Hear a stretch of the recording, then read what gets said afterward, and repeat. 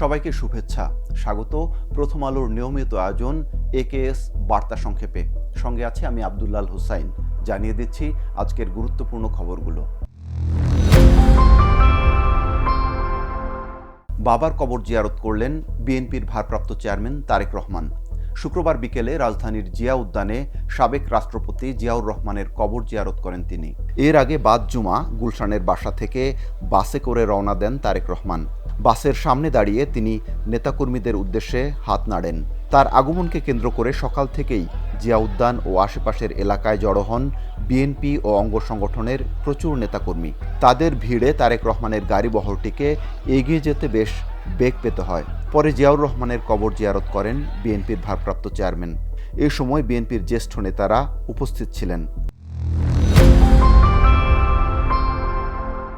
ঘন কুয়াশায় চাঁদপুরের মেঘনা নদীতে যাত্রীবাহী দুই লঞ্চের মুখোমুখি সংঘর্ষে নিহত হয়েছেন 4 জন, আহত হয়েছেন আরও 3 জন। বৃহস্পতিবার রাত 2টার দিকে হাইমচর উপজেলা ও হরিণা এলাকার মাঝামাঝি স্থানে এ দুর্ঘটনা ঘটে। পরে দুর্ঘটনায় নিহতদের লাশ ঢাকার সদরঘাট লঞ্চ টার্মিনালে আনা হয়। চাঁদপুর নৌপুলিশ জানিয়েছে, এমভি অ্যাডভেঞ্চার 9 লঞ্চটি ঢাকা থেকে বরিশাল ও ঝালকাঠির উদ্দেশ্যে যাচ্ছিল। অপরদিকে এমভি জাকির সম্রাট 3 লঞ্চটি ভোলা থেকে যাত্রী নিয়ে ঢাকার উদ্দেশ্যে আসছিল।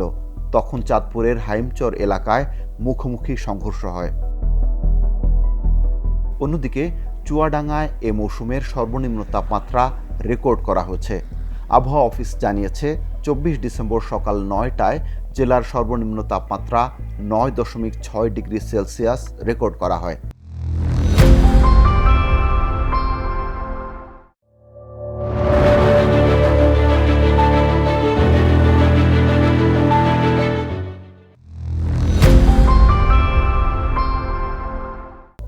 শরীফ ওসমান হাদি হত্যার বিচারের দাবিতে রাজধানীর শাহবাগে ব্লকেট কর্মসূচি পালন করেছে ইনকিলাব মঞ্চ।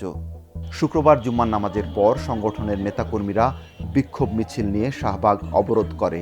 এ সময় তারা ওসমান হাদি হত্যার বিচার চেয়ে নানা স্লোগান দেন। এতে সে এলাকায় যান চলাচল বন্ধ হয়ে যায়।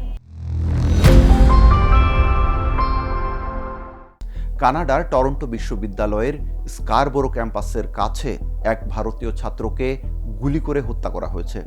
স্থানীয় সময় মঙ্গলবার বিকেলে হাইল্যান্ড ক্রিক ট্রেইল ও ওল্ড কিংস্টোন রোড এলাকায় এ ঘটনা ঘটে।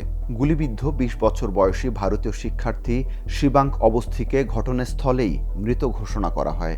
পুলিশ জানিয়েছে, চলতি বছর টরন্টো শহরের 41তম হত্যাকাণ্ড এটি। ঘটনার পর খুনিরা পালিয়ে যায়। এদিকে শিবাঙ্ক অবস্থির মৃত্যুতে গভীর শোক ও উদ্বেগ প্রকাশ করেছে ভারত। 74 বছরে এই প্রথম টেস্ট ক্রিকেট দেখল পাগলাটে একদিন। মেলবোর্নের বক্সিং ডে টেস্টের প্রথম দিনেই পড়েছে 20 উইকেট। টস জিতে ব্যাটিংয়ে নেমে স্বাগতিক ইংল্যান্ড পেসার জস টাংয়ের বোলিং তোপে মাত্র 152 রানেই গুটিয়ে যায় অস্ট্রেলিয়া। জস নেন 5 উইকেট। 152 রানের জবাবে ব্যাট করতে নেমে ইংল্যান্ড মাত্র 16 রানেই হারায় 4 উইকেট। শেষ পর্যন্ত হ্যারি ব্রুকের 41 আর শেষ দিকে গ্যাস অ্যাটকিনসনের 28 রানের কল্যাণে মাত্র 110 রানেই গুটিয়ে যায় সফররত ইংল্যান্ড। শেষ করছি আজকের একেএস বার্তা সংক্ষেপ। প্রথম আলোর প্রতিদিনের এই আয়োজন দেখুন prothomalo.com সহ আমাদের ইউটিউব চ্যানেল ও ফেসবুক পেজে। ধন্যবাদ এতক্ষণ সঙ্গে থাকার জন্য। থাকুন ভালোর সাথে, আলোর পথে।